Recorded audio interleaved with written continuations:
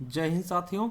स्वागत है आप सभी का हमारे YouTube चैनल ज्ञान आरबीएल में। साथियों, हम आज आपको बता रहे हैं कि हम पढ़ा रहे हैं जियोग्राफी। आपके किसी भी एग्जाम्स के लिए दोस्तों आपको पता है कि आपके वीडियो के एग्ज़ाम लगे हुए हैं, जूनियर असिस्टेंट के लगे हुए हैं, यूपी पुलिस के और अदर जो एग्ज़ाम्स हैं दोस्तों, सभी के लिए हम संपूर्ण हिंदी और जीके जीएस पढ़ा रहे हैं। ठीक है, तो हम दोस्तों आज देखेंगे मृदा के बारे में, यानी कि मिट्टी के बारे में। ठीक है, कि कितने प्रकार की मिट्टी अपने भारत में पाई जाती है और कौन सी मिट्टी किसके लिए अच्छी होती है। तो उसके पहले बता दें दोस्तों कि आपको जाना होगा हमारे प्लेलिस्ट पर। हमने देखिए बहुत सी चीज़ें पढ़ा दी हैं, तो आप जाइए प्लेलिस्ट पे या फिर दोस्तों डिस्क्रिप्शन में आपको लिंक मिल जाएगा। और साथियों जैसे आप प्लेलिस्ट पे आएंगे, देखिए ज्ञान आरबीएल पे, और देखिए आपके कहने पर हमने दोस्तों यूपी स्पेशल 2.0 यानी उत्तर प्रदेश स्पेशल 2.0 यानी कि नए सिरे से हमने एक बार फिर से दोस्तों यूपी स्पेशल शुरू कर दिया। आप जा करके बहुत अच्छे से पढ़िए। अभी 3 वीडियो हो दोस्तों, ठीक है। और आपका भूगोल हमने पढ़ाया है, ठीक है। आप जाइए यहाँ पर दोस्तों, आपको मिल जाएगा यूपी ट्रिपल एससी वीडियो री एग्जाम फुल कोर्स दोस्तों। यहाँ पे आपको हर एक चीज़ देखिए, हिंदी साहित्य संपूर्ण पढ़ा दिया है, संपूर्ण हिंदी पढ़ा दिया है। इसके अलावा दोस्तों आपके लिए संविधान पढ़ा दिया है, ठीक है। तो देरी किस बात की, एक बार जाइए, बहुत ही शानदार तरीके से दोस्तों इसका रिवीजन करिए और आने वाले एग्जाम्स के लिए दोस्तों बहुत ही अच्छे से आप प्रिपेयर हो जाइए। तो चलिए दोस्तों शुरू करते हैं।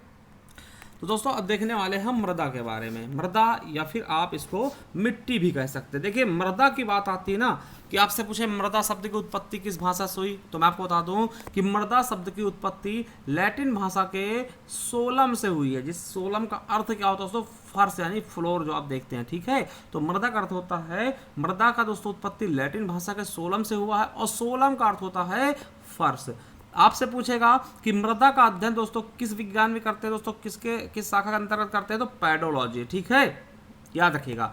और एक चीज रखेंगे कि संयुक्त राष्ट्र संघ द्वारा 2015 को अंतर्राष्ट्रीय मृदा वर्ष घोषित किया गया था, और विश्व मृदा दिवस दोस्तों 5 दिसंबर को मनाते हैं। याद रखिएगा, इंपॉर्टेंट है, ठीक है, कि विश्व मृदा दिवस कब मनाते हैं, 5 दिसंबर को। देखिए जो भारतीय मृदा है उसमें मुख्यतः 3 प्रकार के तत्वों की कमी पाई जाती है। देखिए जो भारतीय मृदा है उसमें मुख्यतः 3 प्रकार के तत्वों का आपको कमी मिलेगी।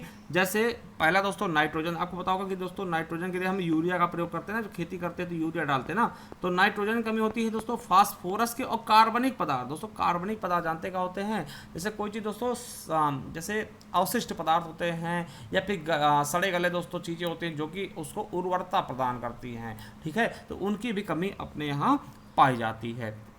चलिए अब दोस्तों आपको बता दें कि भारत की जो मृदा है दोस्तों, भारतीय मिट्टी का वर्गीकरण कैसे क्या आता है, तो आपको बता दें कि भारतीय कृषि अनुसंधान परिषद है दोस्तों भारत में, जिसको हम फॉर्ट में क्या बोलते हैं, ICAR।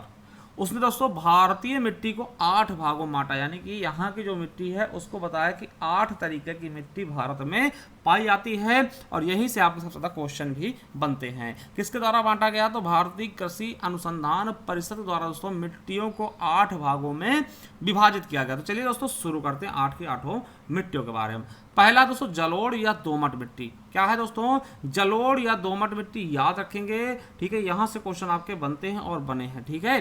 देखिए यह उत्तरी मैदान और नदी घाटियों में भारत के सर्वाधिक क्षेत्रों में पाई जाने वाली मिट्टी। देखिए यह कहाँ मिलती है, तो जहाँ नदी घाटियाँ हैं दोस्तों, जैसे दोआब क्षेत्र होगा गंगा यमुना के बीच का, इस तरीके दोस्तों वहाँ पे आपको ये मिट्टी मिलेगी। क्षेत्र कौन सा दोस्तों, पंजाब हो गया, उत्तर प्रदेश हो गया, है ना, राजस्थान हो गया, बिहार, असम, बंगाल, ठीक है। ये सब चीज़ें हो गई दोस्तों, ये राज्य हो गए। और आपको बता दें, आपसे पूछेगा कि भारत में सर्वाधिक कौन सी मिट्टी पाई जाती है दोस्तों, आप बताइएगा दोमट या फिर जलोढ़ मिट्टी। दोस्तों ये जो कुल क्षेत्रफल है ना भारत का, लगभग 40% भाग पर दोस्तों आपकी दोमट या जलोढ़ मिट्टी पाई जाती है, लगभग 40% पे। और आपको बता दें दोस्तों ये मिट्टी सबसे ज़्यादा उपजाऊ होती है। क्या, सर्वाधिक उपजाऊ होती है। अब देखिए जलोढ़ मिट्टी को भी दोस्तों हम 2 भागों में बांटते हैं। जलोढ़ मिट्टी दोस्तों उसको 2 भागों में बांटते हैं। इससे पहला खादर, खादर को हम क्या बोलते हैं, नवीन जलोढ़ से निर्मित। देखिए वो मिट्टी होती है जहाँ पे नदियों का पानी हर साल दोस्तों बाढ़ से घिर जाता है, और फिर दोस्तों नदियाँ सूखती है, फिर दोस्तों वो मिट्टी उपजाऊ जाती है, उस पर हम खेती करते हैं। यानी जो हमेशा मिट्टी बदलती रहती है, प्रत्येक साल दोस्तों बाढ़ से मिट्टी परिवर्तित होती रहती है उसको हम खादर मिट्टी बोलते हैं, नवीन जलोढ़ भी कहते हैं। बांगर क्या होती है दोस्तों, जहां पर नदियों का पानी कभी नहीं पहुंचता, यानी पुरानी जलोढ़ मिट्टी, हमेशा वो पुरानी की पुरानी रहती मिट्टी, वहां पे कोई चेंजिंग नहीं होती, वहां दोस्तों बाढ़ का पानी नहीं पहुंच पाता, वो मिट्टी बांगर कहलाती है। ठीक है, इन मिट्टियों दोस्तों कौन सी फसलें उगाई जाती है दोस्तों, प्रमुख रूप से आपकी गेहूं। अभी ये क्वेश्चन दोस्तों वन दरोगा के पेपर में पूछा गया था कि वन दरोगा 2023 में कि गेहूं फसल के लिए कौन सी मिट्टी चाहिए, तो दोमट।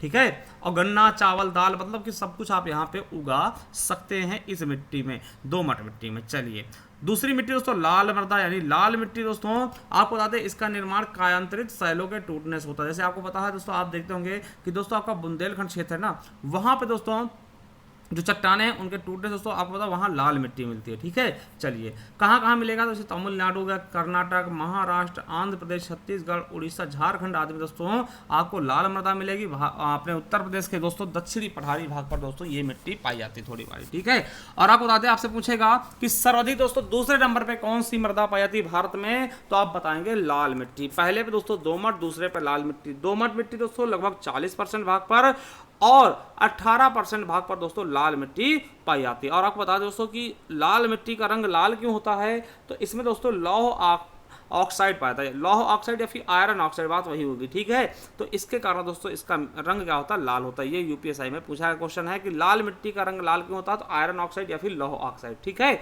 चलिए इस मिट्टी में दोस्तों लोहा एवं सिलिका की प्रधानता होती है। और एक चीज याद दोस्तों, इसे पीली मिट्टी भी कहते हैं। किसको दोस्तों, लाल मिट्टी को हम पीली मिट्टी कहते हैं। क्यों, क्योंकि देखिए अगर दोस्तों लाल मिट्टी है, सोचिए ये लाल मिट्टी दोस्तों, ये लाल मिट्टी है, और प्लस दोस्तों इसमें अगर हम जल डाल देते, जल मिला देते दोस्तों, ये पीली हो जाती है। मतलब कि अगर लाल मिट्टी को दोस्तों जल योजित कर दिया था दोस्तों, ये पीले कलर में दिखने लगती है। याद रखिएगा, जल योजित होने के बाद यह पीली दिखने लगती है, जिसमें दोस्तों इसे हम पीली मिट्टी कहते हैं। ठीक है, तो पीली मिट्टी, लाल मिट्टी दोस्तों वही होती है। जब सूखी होती है दोस्तों लाल कहलाती है, जब दोस्तों उसको हम गीली कर देते हैं, पानी मिलाते, जल देते हैं, तो दोस्तों पीली हो जाती है। ठीक है, इसमें मोटे अनाज, कपास, गेहूं, दाल, तंबाकू और फल आदि की खेती की जाती है। ठीक है, चलिए तीसरा दोस्तों काली मिट्टी। अब काली मिट्टी दोस्तों बहुत ज्यादा इंपॉर्टेंट, अगर कोई किसी से सबसे ज्यादा क्वेश्चन बनते हैं दोस्तों काली मिट्टी और दोमट मिट्टी से, क्या पूछेगा कि काली मिट्टी दोस्तों अन्य नाम क्या है, तो दोस्तों इसे कपासी मिट्टी कहते हैं, क्योंकि दोस्तों कपास के लिए ना ये मोस्ट से भी मोस्ट इंपॉर्टेंट मिट्टी है। ठीक है, इसे रेगुर मिट्टी कहते हैं, इसे लावा मिट्टी भी कहते हैं, क्योंकि लावा से बनती है। ठीक है, और इसे स्वतः जुती हुई मिट्टी भी कहते हैं ना। तो याद रखिएगा कपासी मिट्टी और रेगुर मिट्टी, ये बहुत पूछा था कि काली मिट्टी और किस नाम जानते हैं दोस्तों, कपासी मिट्टी भी कहते हैं, रेगुर मिट्टी भी कहते हैं, यूपीएसआई में पूछा गया। इसका निर्माण किससे होता है दोस्तों, आपको बता दें कि ज्वालामुखी के लावा बेसाल्ट चट्टानों से इसका निर्माण होता है। कहाँ पाया दोस्तों, आपको पता है दक्कन पठार में। देखिए अभी ये क्वेश्चन आपके एग्जाम में पूछा गया था। ठीक है, कंबाइंड टेक्निकल में, कि दोस्तों आपकी काली मिट्टी के लिए दोस्तों फेमस जगह कौन से, दक्कन के पठार के आसपास का क्षेत्र। ठीक है, चलिए तो दक्कन पठार के ऊपरी भागों में गुजरात, उड़ीसा, महाराष्ट्र, मध्य प्रदेश और तमिलनाडु में दोस्तों आपको काली मिट्टी मिल जाएगी। आपको बता दें कि भारत में सर्वाधिक दोस्तों तीसरे नंबर की मिट्टी, दोस्तों आपको बता दें पहले पे देखें कौन सी मिट्टी हमने बताई, तो दोमट, दूसरे दोस्तों लाल मिट्टी, और तीसरे दोस्तों कौन सी, काली मिट्टी। लगभग 15% क्षेत्रफल पे दोस्तों पाई जाती है। तीसरी सबसे ज्यादा पाई जाने वाली मिट्टी कौन सी हो जाएगी, तो काली मिट्टी। ठीक है, चलिए और आपको बता दें दोस्तों इस मिट्टी में जल धारण की क्षमता सबसे ज्यादा होती है दोस्तों। सबसे ज्यादा जल धारण कौन करता है दोस्तों, काली मिट्टी। आप बताइएगा, देखिए यह मिट्टी गीली होने पर चिपचिपी और सूखने दोस्तों दरारें पड़ जाती है। आपने देखा होगा दोस्तों, अभी आपको बताते हैं एग्जांपल इसका। आपने कभी आप तालाब गए हैं, तालाब सूखता आप देखते होंगे दोस्तों, काली काली जब मिट्टी होती है, गीली दोस्तों होती है ना, इतनी चिकनी होती है दोस्तों, उस पर चलना आप चल नहीं सकते दोस्तों, फिसल जाओगे। ठीक है, देखिए चिपचिपी होती, पैर में चिपक जाएगी दोस्तों, फिसलन करेगी। मगर जब वो मिट्टी सूखती ना तो उस पर दरारें, बड़ी बड़ी दरारें दोस्तों आप देखोगे। तालाब की मिट्टी आप कभी देखिएगा, जब तालाब सूखता है दोस्तों दरारें पड़ जाती है, तो वो दोस्तों काली मिट्टी होती हैं। सूखने दोस्तों चिपचिपी रहती है, गीली होने पर चिपचिपी हो जाती है दोस्तों, बहुत चिपकती है, और सूखने के बाद दोस्तों उसमें दरारें पड़ जाती है। ठीक है, चलिए और इसकी दोस्तों सबसे मुख्य फसल दोस्तों कपास, मोस्ट इंपॉर्टेंट कपास, फिर तंबाकू भी हो जाएगा, सूरजमुखी, मोटे अनाज भी उगा ले जाएंगे। चलिए चौथी मिट्टी लैटेराइट दोस्तों, लैटेराइट मिट्टी याद रखेगा। लैटेराइट एक लैटिन भाषा का लेटर से बना है, जिसका शाब्दिक अर्थ होता है ईंट। यानी कि दोस्तों इस लैटिन के देखिए लैटेराइट जो है दोस्तों लैटिन शब्द के लेटर शब्द से बना है, जिसका अर्थ होता है ईंट। यानी कि इस मृदा का प्रयोग हम ईंट बनाने में भी करते हैं, मतलब जो ईंटें होती है जिससे मकान बनाया जाता है दोस्तों, वहां हम इसका प्रयोग करते हैं, यानी ईंट बनाने में। ठीक है, हम लैटेराइट मिट्टी का प्रयोग करते हैं दोस्तों। और ये क्षेत्रफल कहाँ है दोस्तों, कहाँ कहाँ पाते हैं दोस्तों, तमिलनाडु में ये मिट्टी मिलेगी, आंध्र प्रदेश, केरल, असम, मेघालय में ये मिलती है। देखिए ये मिट्टी वहां मिलेगी जहां बहुत ज्यादा वर्षा होती है, जहाँ पे दोस्तों बहुत ज़्यादा वर्षा होगी, उच्च तापमान होगा, वहाँ ये मिट्टी मिलती है। याद कहेंगे कि ये सिलिका तत्व के निछारण से दोस्तों इसका निर्माण होता है। आपको बता दें मिट्टी कहाँ मिलेगी लैटेराइट मिट्टी, तो यह मृदा उच्च तापमान और अत्यधिक वर्षा वाले क्षेत्र में विकसित होते हैं दोस्तों। ये किसके लिए फेमस है, तो चाय, कहवा, इलायची, काजू यानी मसालों के लिए ये दोस्तों मिट्टी अच्छी है। ठीक है, चलिए दोस्तों, ये 4 मिट्टियां आपके एग्जाम के लिए बहुत महत्वपूर्ण दोस्तों। इसके अलावा 4 मिट्टियां बहुत कम पूछी जाती है, चलिए हम बता भी देते थोड़ा सा। अगला है मरुस्थलीय मृदा दोस्तों। मरुस्थली जो मरुस्थल पाई जाती है दोस्तों, मरुस्थलीय मृदा का रंग कैसा होता है, लाल और भूरा होता है। ठीक है, समानता दोस्तों रेतीली एवं बजरी युक्त तो लवणी होती है दोस्तों, और आपको इस राजस्थान, सौराष्ट्र, कच्छ और हरियाणा मिल जाएगी, ये ज़्यादा इंपॉर्टेंट है नहीं। ठीक है, अगला है वन या पर्वतीय मृदा दोस्तों।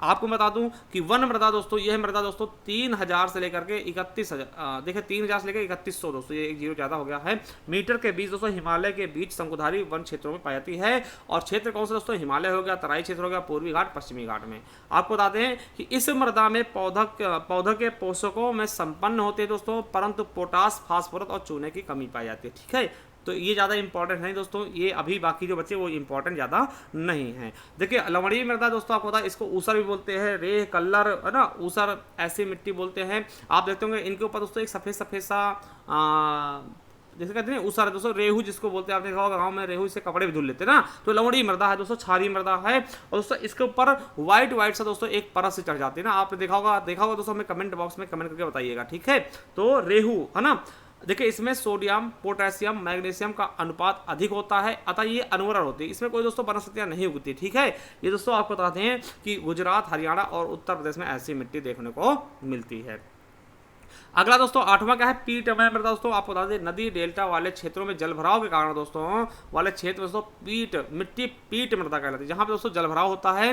ठीक है, या फिर डेल्टा वाले क्षेत्र दोस्तों पीटमय मृदा पाई जाती है। आपको बता दें कहाँ मिलेगी, तो बिहार के उत्तरी भाग में, उत्तराखंड के दक्षिणी भाग में, और उड़ीसा व तमिलनाडु में, और बंगाल के तटीय क्षेत्र यानी सुंदरबन डेल्टा के आसपास ये मिट्टी मिल जाएगी। दोस्तों कैसी लगी ये आपकी मृदा की क्लास दोस्तों, जरूर बताइएगा, और चैनल सब्सक्राइब कर लीजिए। और जाइए दोस्तों हमारे प्ले लिस्ट में दोस्तों यूपी स्पेशल के हमने 2.0 सीरीज शुरू की, अभी 3 ही वीडियो हुए हैं दोस्तों, अभी जल्दी से आप इसको कवर कर सकते हैं। बहुत ही शानदार तरीके से हमने आपको ये सब देने की कोशिश की है, तो एक बार जरूर चाहिए दोस्तों। और देखिए हमने आपके सभी के लिए दोस्तों, आपके कहने पर दोस्तों हमने वीडियो की पूरी क्लासेस दी हैं, चाहे वो संपूर्ण इतनी साहित्य का इतिहास हो, संपूर्ण हिंदी हो, या दोस्तों आपके इंडियन पॉलिटी हो, सब कुछ हमने बहुत ही शानदार तरीके से बेहतरीन ढंग से दोस्तों हमने आपको देने की कोशिश की है। जाइए एक बार जरूर देखिए। थैंक यू, धन्यवाद।